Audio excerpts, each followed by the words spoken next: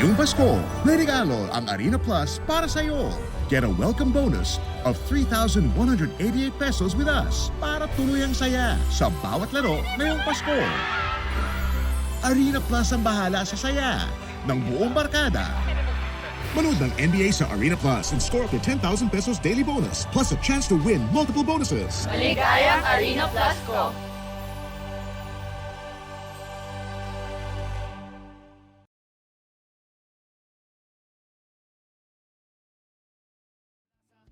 Energy FM, nagbibigay saya.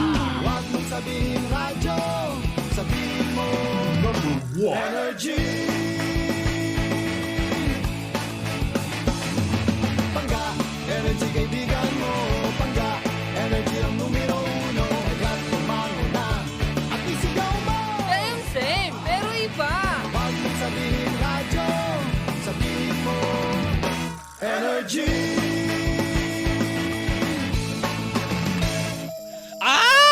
Naku, Mare! Yay! Ganun talaga kapag alam mo yun, multitasking ka, yung lumulunok ka ng tubig. Tapos bigla kang umere. Kere lang yung lumunok ng tubig. Oo.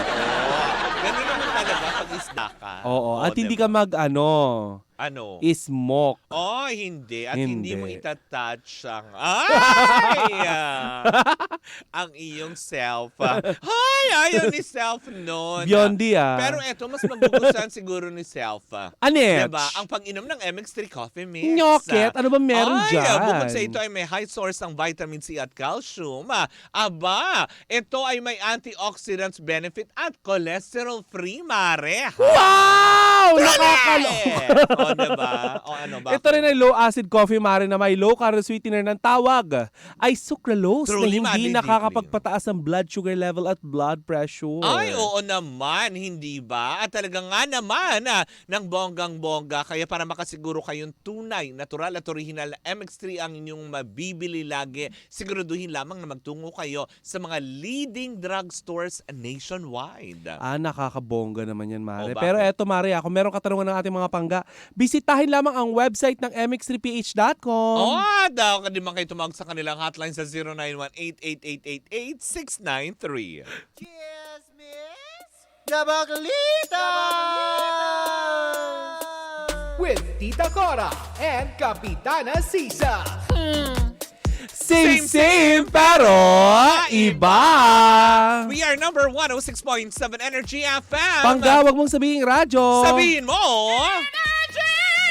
Diba? Sa magandang araw. Nako, eto na malamang ang iniintay ng mga chismoso-chismosa ng buong sambayanan. Hindi ba? Yes. Of course, ako po si Kapitana Sisa. At ako naman po yung Tita Cora. At eto na ang Baklita sa Woo Woo Woo! Hello po sa inyong lahat dyan, Metro and Mega Manila. Sa magandang umaga sa inyong lahat. Yes. For sure, excited kayo dahil first time na mapag-uusapan Oo. ang touch by touch. Ay! Smoke and fun. Ay!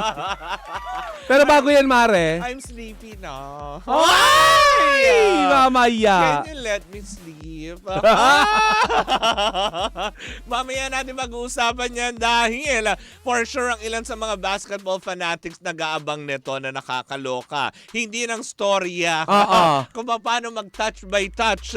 Kung hindi pa paano nga naman ma-shoot ang mga bola. Oy, Hindi sa nag-shoot CR, ng kundi bola. sa court. Oo, nakakaloka. Well, anyways, mga pagka, eto na ang Chika sa Arena!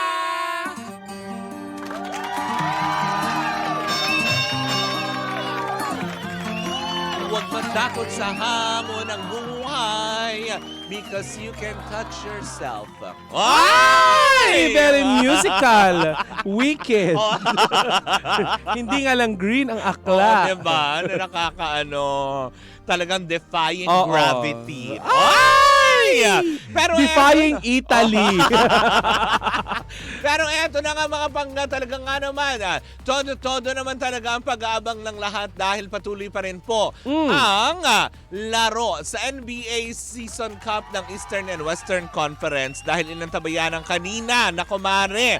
Kanina ay nagtunggali ang grupong Hornets against 76ers kung saan nga naman tinalo ng 76ers. Una, akala nila matatalo kanina kasi medyo tambak ng 4 points. Ay, Yung parang si Hornets. last quarter kasi tambak ng 4 points ang 76ers sa Hornets. Kanina may 4 minutes pa. Kaya lang sabi nga nila sa basketball, bilog ang bola. Tinapos ng Hornets sa score na 110 against 104 ng Hornets. O, diba? Kanilang labanan. Samantala, tinalo naman din ng Bucks. Hindi na mga bakla. Kundi ng mga Bucks. Na medyo ang dark. Pistons. Ay! Ang Pistons sa score na 128 against 107 ng Pistons. Samantala naman, tinalo din ng Cavaliers ang Wizards sa score na 118 against 87. Samantala, tinalo din ng Knicks ang Magic sa score na 121 against 106. Samantala, tinapos din ng Ang daming Raptors. samantala, ha? Oo, diba? Tinapos din ng Raptors ng 11 points lead.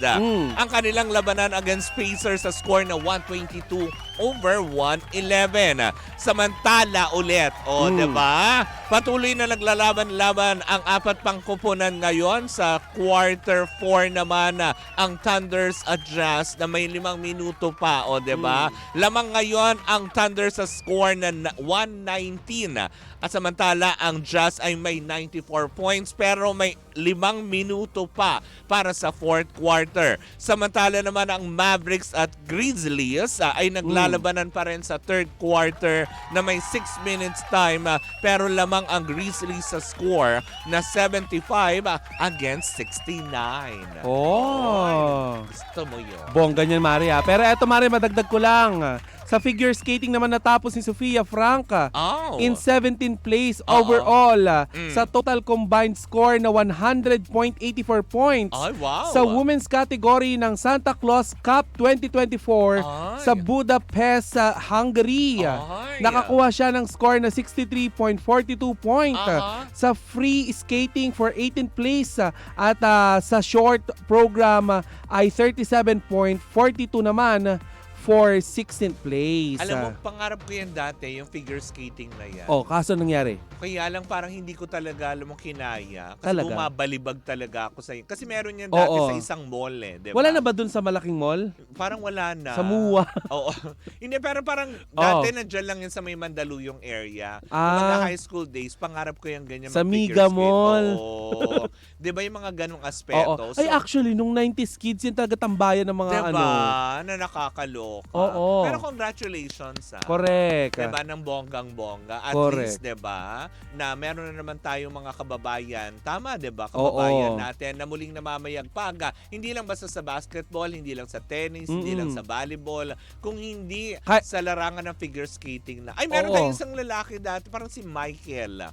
Michael Pangilinan din nga ba yung pangalan nun? Well, in fact, wala naman tayong snow dito sa Pilipinas. Diba? Pero nagkakaroon tayo ng place sa mga Diba? ganyan-ganyan. Ay, Michael Mendoza, sorry. Saan kayo diba? nagpa-practice? Sa ibabaw ng halo-halo? Hindi. Sa Sierra Madre, ganun. Kaya tignan mo, kalbo na yung Sierra Madre. Uy, tigilan nyo na yung Sierra Madre. Diba?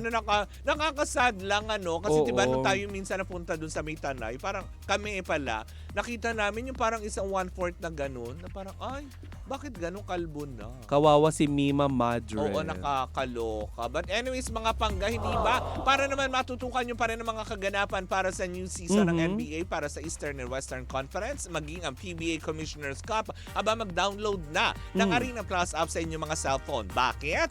Dahil sila lang naman ang tinanghal bilang Best Sportsbook Operator for 2024 Sigma Asian Awards.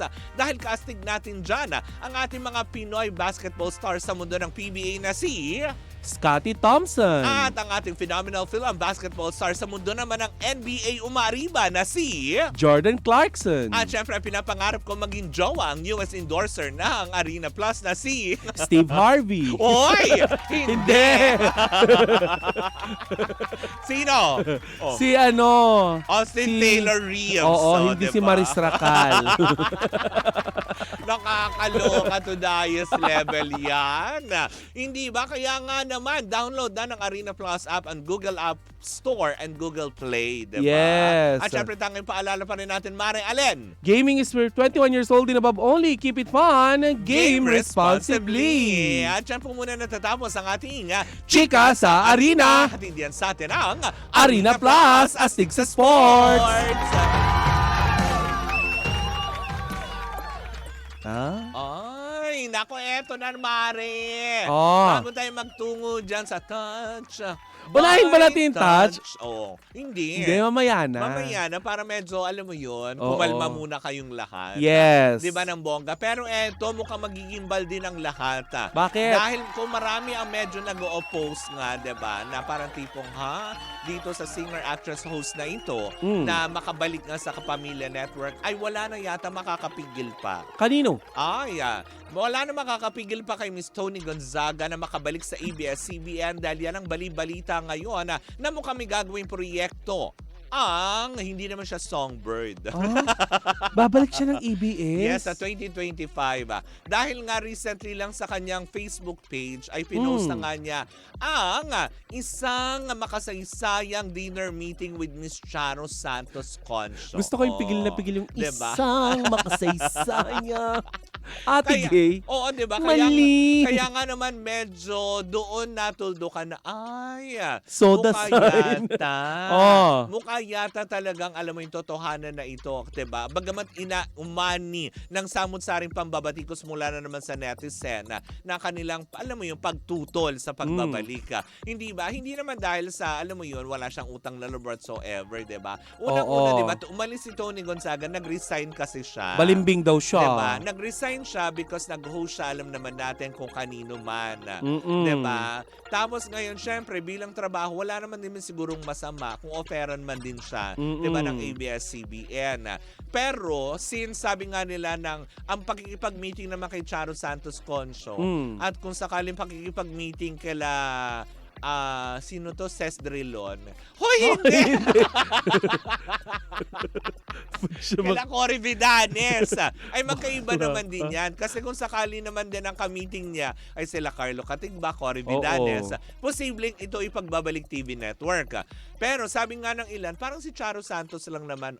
Merong posisyon din naman si Miss Charo Santos Concho sa ABS-CBN. Pero, ang sinasabi ng ilan, hindi kaya pelikula yung gagawin under Star Cinema. Bakit kasi, naman hindi? Diba? Why not? Pero sinasabi rin naman ng ilan, baka mukha yatang, alam mo yun, igagrab ng Kapamilya Channel, yung Tony Talks niya, para maipalabas din sa Kapamilya Channel. Correct. Aminin naman natin, Mari, yung huling pelikula na ginawa ni Miss Tony Gonzaga, hindi naman masyadong nag-boom, as in boom tarat-tarat. Yun yung may teacher, di ba? With Joey De Leon. Hindi, yung pinanood natin. Ano nga ba yun? Yung pre-promote dito dati. Yung tamo, hindi mo ikaw nga at ako. Oo. Di ba yung ginawa ni yung kailan, Fifth Solomon. Oo. Yung parang may sassy girl. Oo, hindi naman masyado nagkamit ng maraming award. Pero kahit paano naman is, kumaga tinangkilig pa rin naman ng ilan. Pero hindi nga lang ganun nag-blockbuster. Pero hindi naman natin masasabi na kagaya ng iba dyan. Pero kasi ngangers. Yung 1 week pa lang tinanggal na. Yung iba nga 3 days pa lang tinanggal na sa Diba? Nanood tayo kasi gusto nga na-curious tayo dun sa pelikula Opening day maghapon tapos lang. biglang ang ending wali. Oo Tapos nga. tinanong ko yung counter, bakit po walang ganito yung pelikula ni Keme? Ay, tinanggal Sayang na po kuryente. kasi. Diba? Sayang po sa spasyo. Oo. Ay, nako, nakakaloka. Pero kung sakali matutuloy ito, baka posible nga. Dahil napipinto na rin naman ang pagbubukas ng Pinoy Big Brother next year. Nga, hindi natin alam, diba? Yan, mainit yan ang pinag-uusapan na baka sa GMA7 nga ito ipalabas, diba? Dahil next year po ay 20th anniversary ng Pinoy Big Brother. Baka isa ito sa pinaghahandaan sa pagbabalik din ni Tony Gonzaga next year on ABS-CBN. Paplastahan niya yung mga butas ng bubong kasi di mo Hindi, bumaha baka doon. alam mo yun, magpapakita siya ng bagong design, bahay, Oo, ganon. siyang interior design. Tapos sasabihin niya, I deserve an explanation. Oo. I deserve. O, diba? I deserve a smoke and fun. Sabi Pero ni yun ano. nga, diba? Para naman din doon sa mga naggagalaiti, diba? Wala naman siguro din tayo magagawa kahit naman magpaka-high blood tayo. O kasi sabi ni Mario Palmero Oh. na nag-comment sa ating Facebook page. Oh. Sabi niya, ang dami kasing hindi makamove on, bitter pa din kay Tony Gonzaga. Oo, diba? Na nakakalo. Alam mo yung move on na rin naman din tayo kasi no matter what happened, diba? At the end of the day, kung mapupunta man siya dyan, kung totoo man na mapanood na natin siya starting 2025, wala rin naman tayong magagawa, diba? At saka ano nila yan, calling nila yan kung gusto nilang palabas siya sa ABS-CBN. Diba? Tsaka isa pa, wala namang masamang tinapay na ginawa doon. Yung mga tao lang kasi nag-label na. Ano kaya itsura na masamang tinapay, Mare? Si Jimbo, tignan mo na.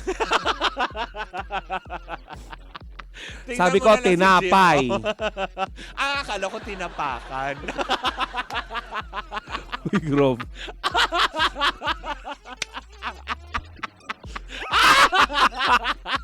Bakla ka. Ay, yun lang naman ang ating unang chika dahil, alam mo yun, bibilisan natin to para magkaroon tayo ng mahabang oras para sa ating pangalawang chika na kung saan nga naman mainit-init na parang labas sa oven. Yes. Hindi sa CR. Oo. Hindi sa airport. Oo. At hindi kayo magko-couple shoes. Tama, diba? Dahil huli ka balbon. Tama. Lahat ng ebidensya inilantad. Oo. Kung ano man ang ating pinag-uusapan patungkol sa naganap na pagbubunyag ng ex-girlfriend ni Anthony Jennings ay malalaman natin yan sa pagbabalik ng Baklita sa Woo Woo Woo! Muli po ako po si Kapitana Sisa. At ako naman si Tita Cora. And we are still Same pero iba. Tuloy-tuloy pa rin po ang ating tugtugan. Siyempre dito po lamang yan sa number 106.7 Energy FM. Pangga, wag mong sabihin radyo. Sabihin mo!